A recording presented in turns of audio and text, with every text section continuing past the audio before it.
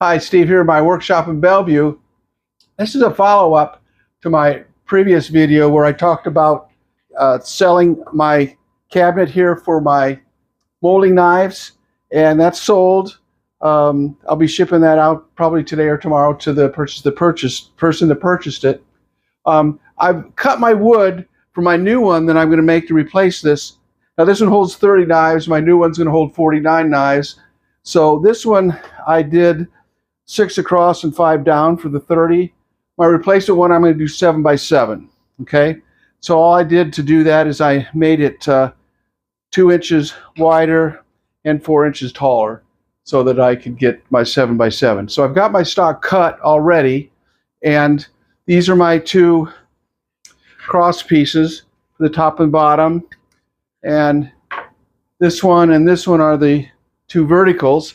I've already cut the end rabbet in each end of this one. Now I'm getting ready to cut the end rabbet in each end of this one, so I'll have you watch me cut that, and then I'm going to set up to cut the dado around all 4 sides in order to accommodate the back. When this is the piece that'll go in the back. Okay, so in this portion now I'm getting ready. I'm going to cut the end dados for these 2. So let's go ahead and do that.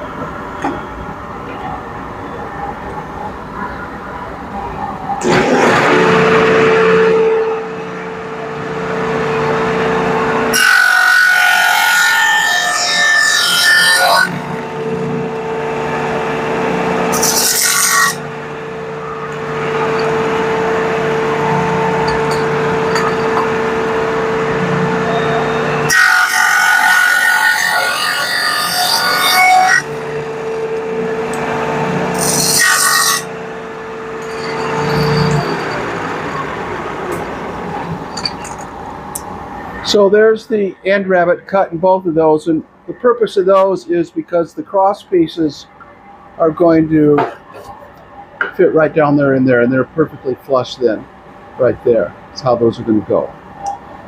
All right, so now I'm going to pause here so I can set up to do the datum. So we're going to pause right here. Okay, so I reset it up to cut this dado. Here, this is my test piece that I did. We want this dado to be a 1/4 inch in from this edge here, and it's a 1/4 inch deep, and it's 3/4 inches wide, which is the exact dimensions of this MDF. That's one thing I like about MDF. It's just exactly 3/4 inches thick.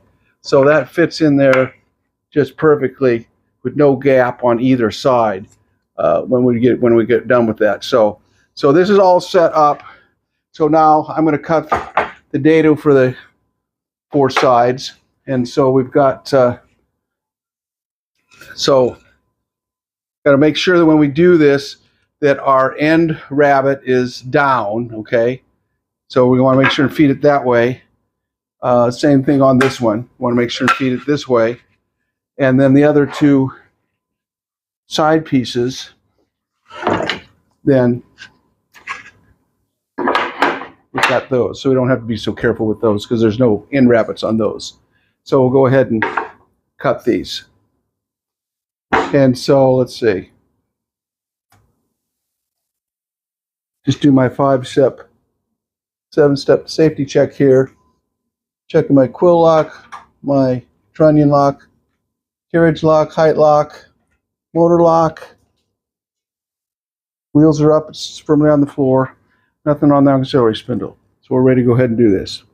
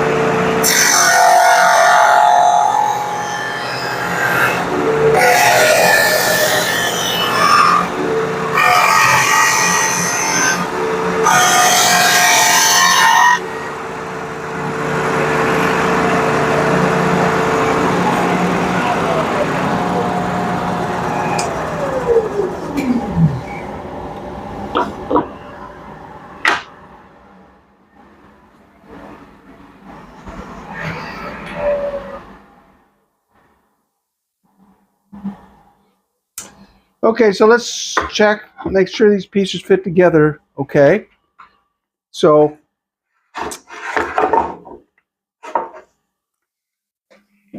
we've got our back piece here, the MDF.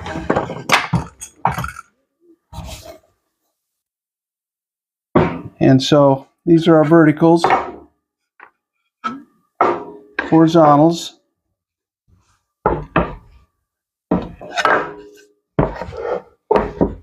So there's horizontal there. Okay, another horizontal one here.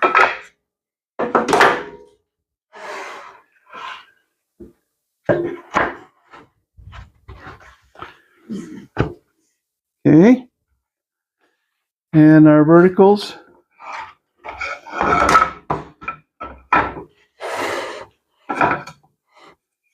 That will fit in there like that.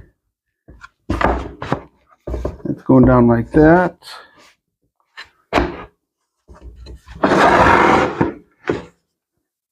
And then this one is going to fit on top like this.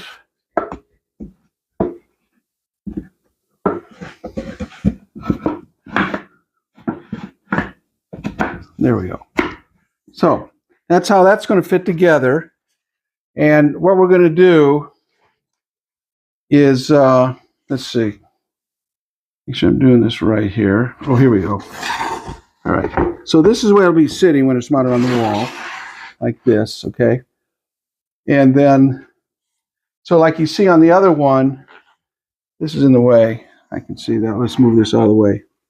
I've still got to drill my holes for my dowels is what I got to do. So that's what's going to happen in the next segment is I'll be drilling all of the holes in this MDF. Okay.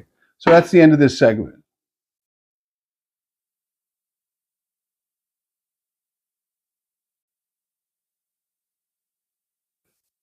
Here's the setup for doing the 49 holes in the MDF.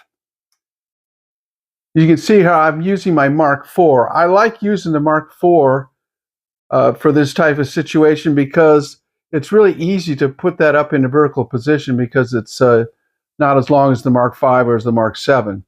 And also the headstock's not as heavy as the Mark VII, so it's much easier for me to lift that up in a vertical position. So here you can see I've added a floating table and a support leg so that I can have the fence mounted on the right side so that I'll be able to reach the very center of that board that I'm drilling the holes in. I've done all but the last hole. I'm going to have you watch me do my last hole. As you can see here, there's a support leg under the table there, under the floating table. We got up a little bit closer here so you can see. I happen to have the attachment so you can have your dust collection right up next to the drill bit there. Shopsmith doesn't offer that anymore. The company that makes that's out of business. And I have, you can see that I have the light mounted to the fence there. Also, I have a stop also mounted to the fence. I'll show that over here. You can, let me come over on this side over here.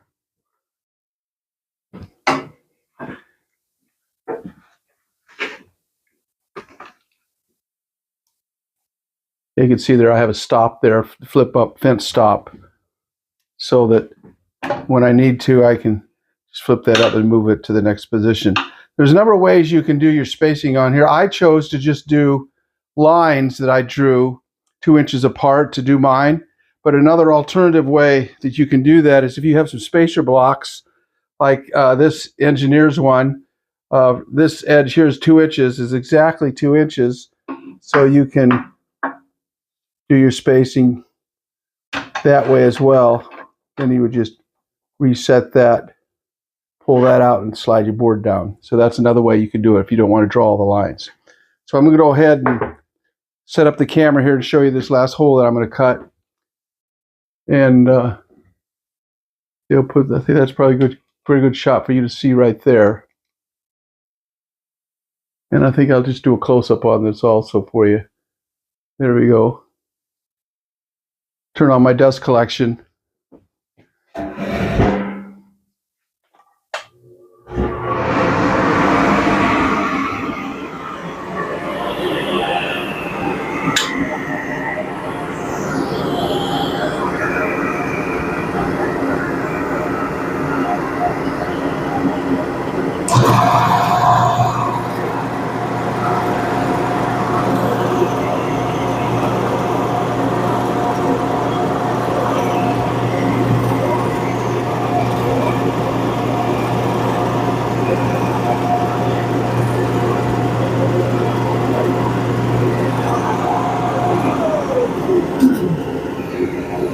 Set that's off just a little bit. I'm going to have to move my fence just a hair over.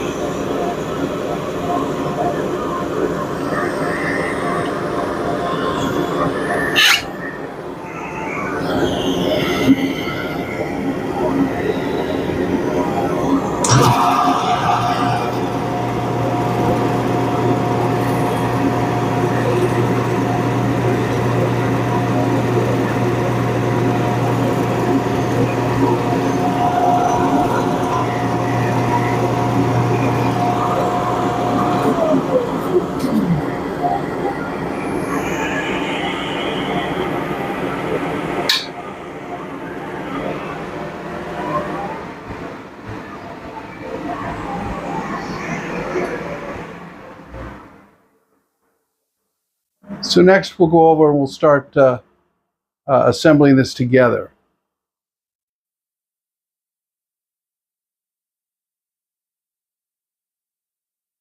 So here I'm finishing putting some glue in each of the holes here so I can put my 5/16 dowels in.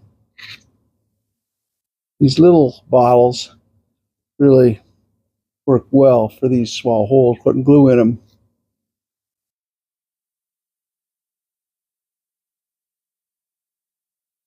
Okay, so there, I'm using these small bottles because the top was small, fit right down in there. These larger ones,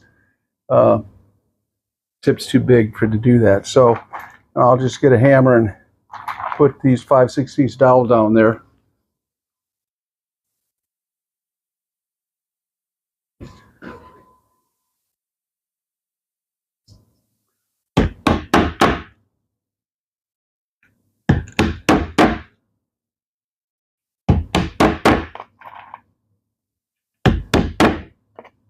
I like these fluted ones because the glue then can flow up between those flutes. Got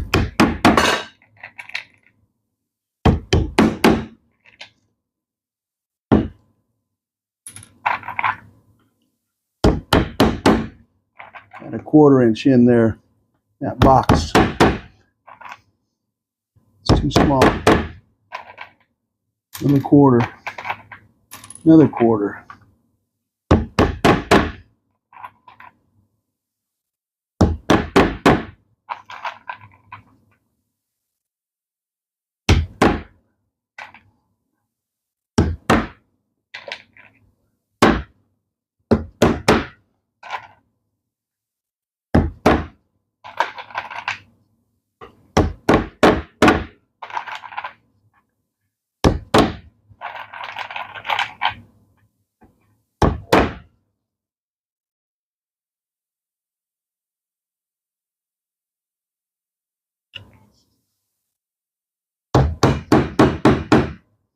I'll get a little, see if I can wipe any of that excess glue off of there. Get a little damp cloth, I think.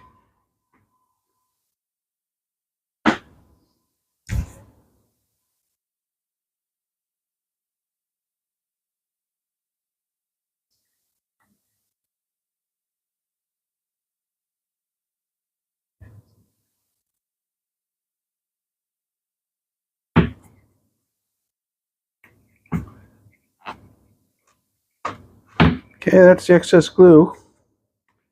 Now we're going to go ahead and start assembling this. So here's the one side.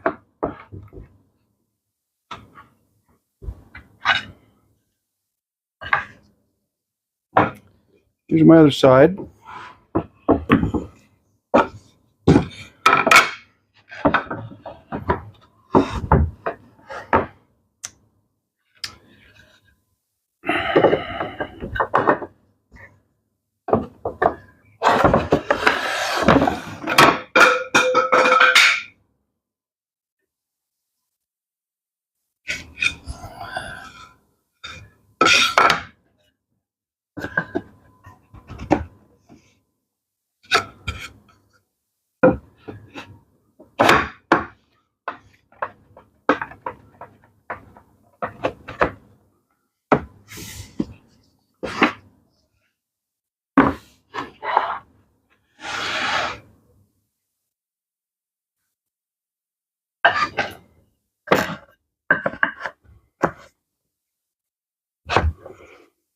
Okay, so next I'm going to get a drill with some fuller bits and drill the holes for my screws. So I'm going to put 2 screws here, here, and same thing here and here. And I still need to drill a couple holes in the back through here to put so I can put my hooks through to hang. So I just realized I need to do that. So I think I'll take this apart, go back over to the drill press and drill those 2 holes.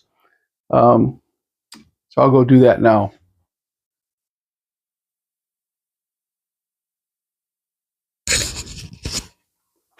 Okay, so now I'm getting ready to drill the holes for my screws. I drilled the 2 holes here and here for mounting it. This is the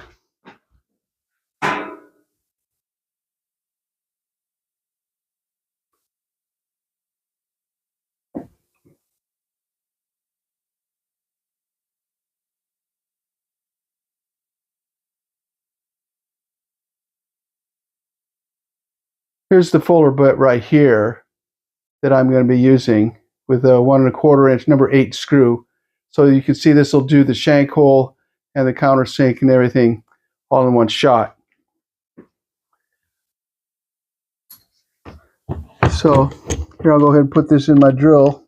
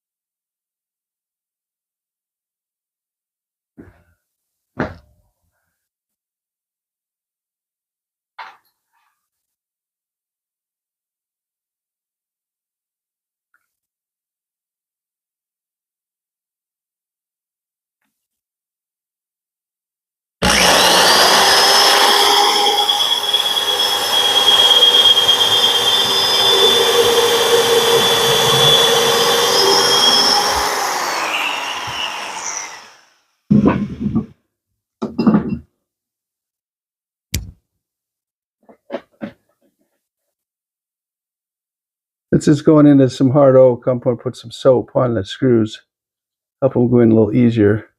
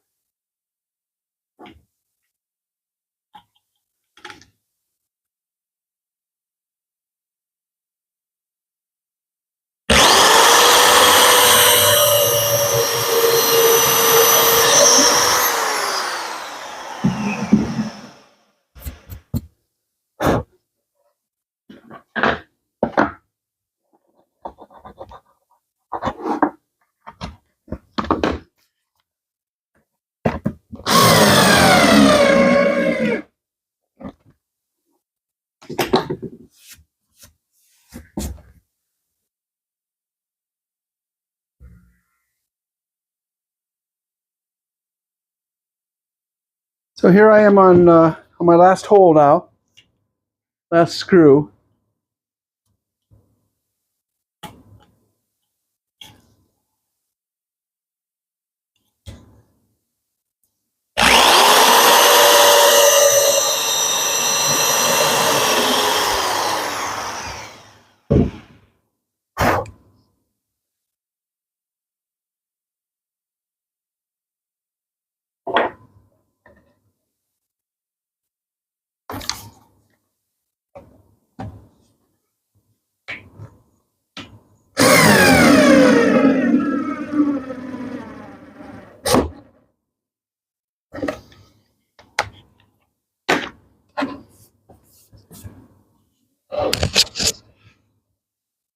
Okay, so there we are.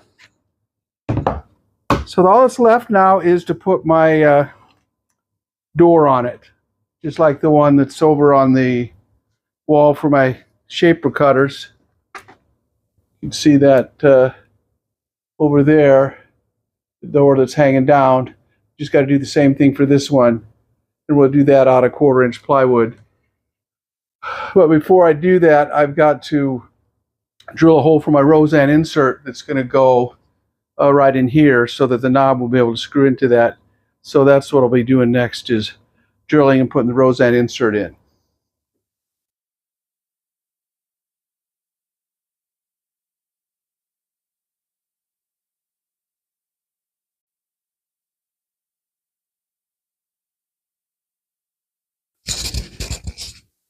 All right, so I've got my hole drilled. I've got a 17/16 hole drilled here, a 1/2 inch deep for my Roseanne insert. This is the Roseanne insert right here, and this is the tool I'm going to put it in, use to put it in. So I'll go ahead and get some soap on here.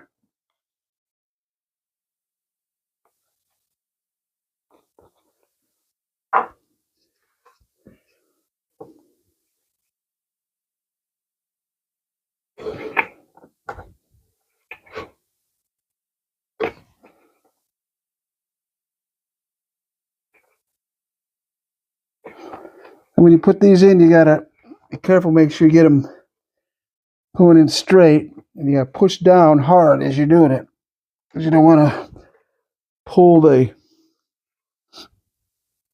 wood fibers up, because that's what this will tend to do if you're not careful.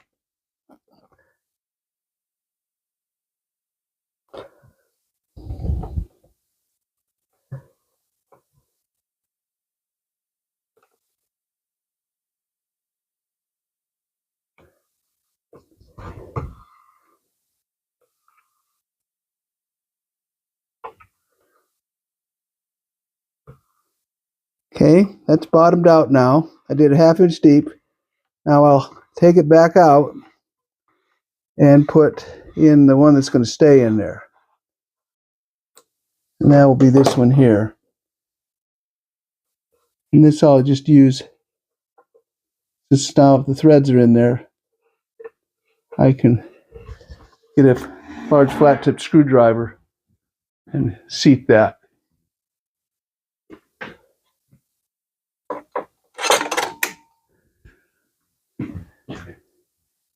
So you need a wide tip screwdriver to do this.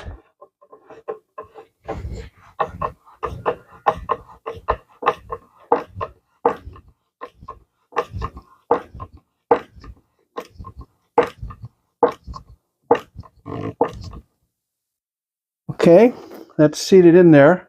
And now that can receive the 1/4-20 knob to go down on that.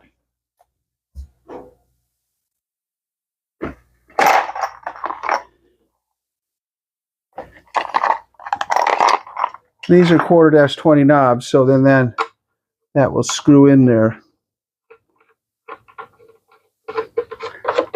like that.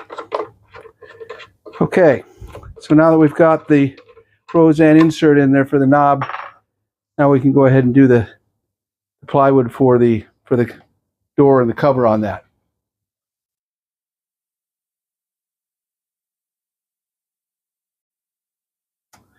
Okay, so now I'm ready to put put the door on this. I've cut 2 pieces of 1/4-inch plywood.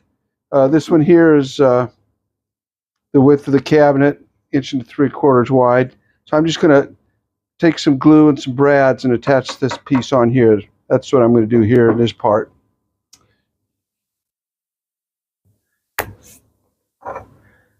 So we'll just this little glue here.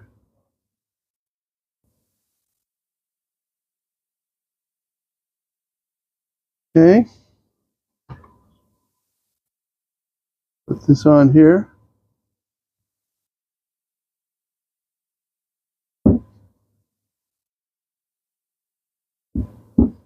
There's that there. I got some 5/8 inch long brads here.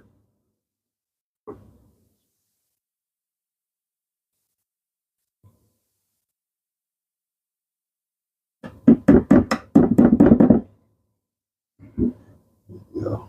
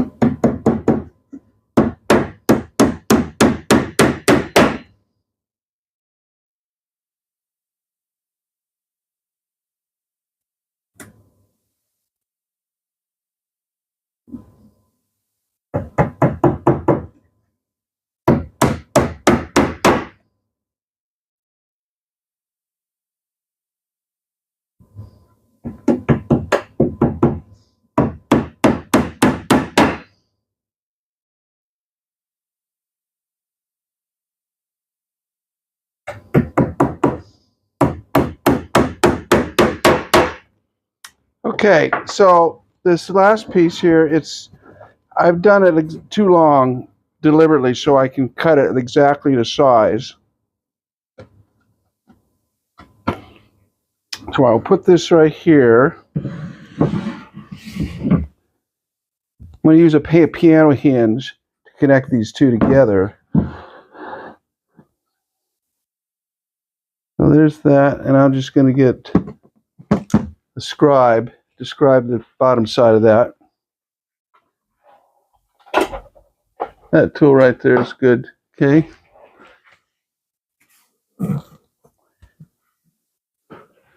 So I want to describe the other side is what I want to do.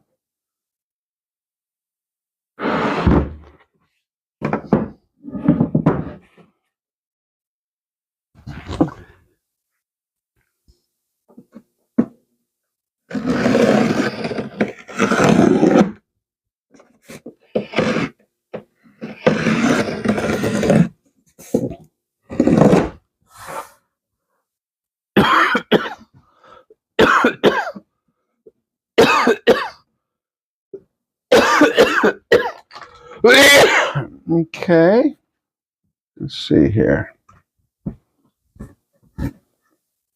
All right, we'll just go cut this off. Is what I'm going to do over the table saw. You go ahead and pause the. I'm just finishing up here, putting the hinge on. I bought a 12-inch, 1 1/16 wide by 12-inch piano hinge at Lowe's, and I've connected this side. I've got my holes tapped for this side. Now I'm just screwing down the screws for the other side here.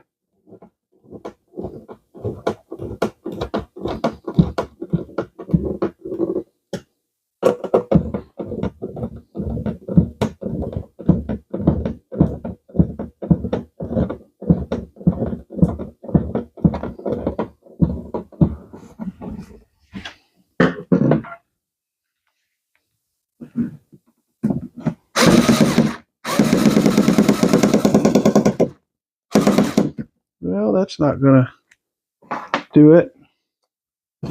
Let's get a little different bit for this. I think this is a number 0. I think I'll go with a number 1 instead. Try this one.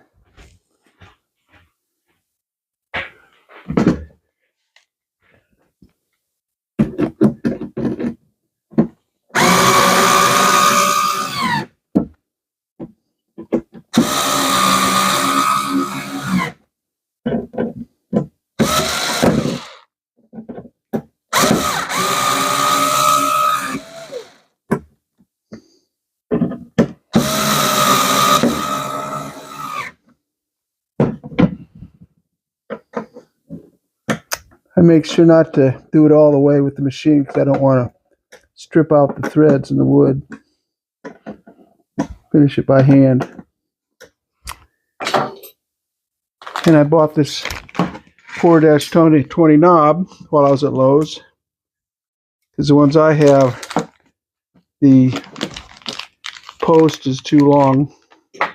So let's see how this is going to work here.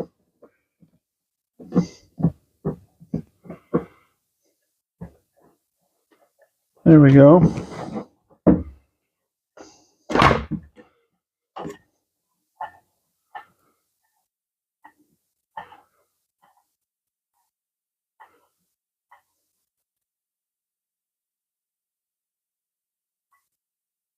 Okay, there, that's done. So now I just need to hang this on the wall.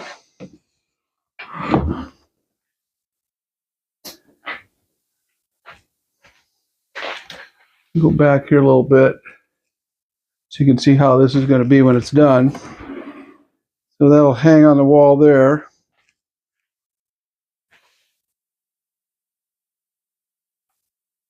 Back up here a little bit. So that'll hang on the wall, and then when I open it, I'll just unscrew this.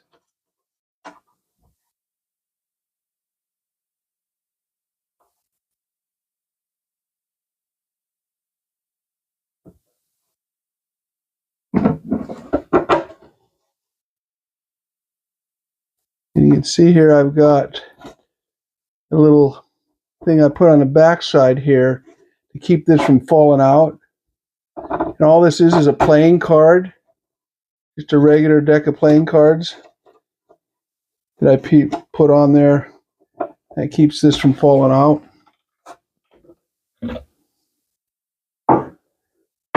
So then I'll just be able to take my knives, which I've put numbers on each one, the spot it's going to go in.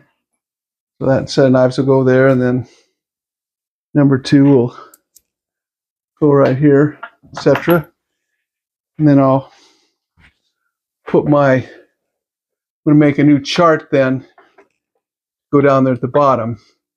It shows the profile of the numbers and what they look like, what their names are.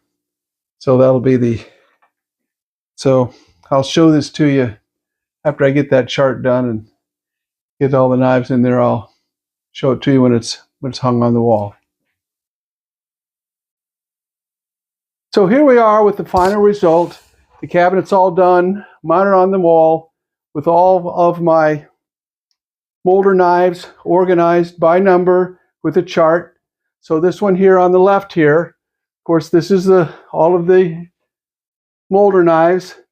I marked with a magic marker on every single knife the number that it goes with that one, all 3 of them for each one. And then down below, I've got this chart here. Corob Cutters provided this chart for me. They sent me a nice PDF file, which I will upload onto Facebook for people that want to have access to it. And it's got, if you'll go to the double and do a close-up here on it, okay? So you can see here, it's got the profile. The black is the cutter, and the white is the wood. And then there's a name under each one of them, okay, for each of the profiles. And I happen to have all all of the ones that Corob makes for the molder head that we use on the Shopsmith. And then next to it here, this is the one for the shaper. I don't have all the shaper cutters, but I've got these also organized by number. The number is written on each one of these as well, and a chart below for all of the shaper cutters as well. And of course, this is the doors. Both of them can close to make it so you don't have to look at those cutters all the time. So that's the end of this project for doing this new case for all of my molder knives. And of course, I have the larger Corob head for the Power Pro, which let me get the, no, you just stay there, I'll come back. Okay. This is the larger one that Corob makes that you can use on your Power Pro as long as you have it on 240 volts, because you need to have a minimum of 2 horsepower to use this cutter. If you're using it on your conventional one, then you'll want to go with the smaller one, which Corob also makes as well. So then you would use this one on your conventional headstock. So that's it for this video, and I hope this project is of benefit to you. Maybe you want to make one of your own. Of course, my dimensions were done to accommodate the number of knives that I have. And so if you have a smaller number of knives, you may want to just make yours a little bit smaller. So anyway, that's it for this one. We'll see you on the next one.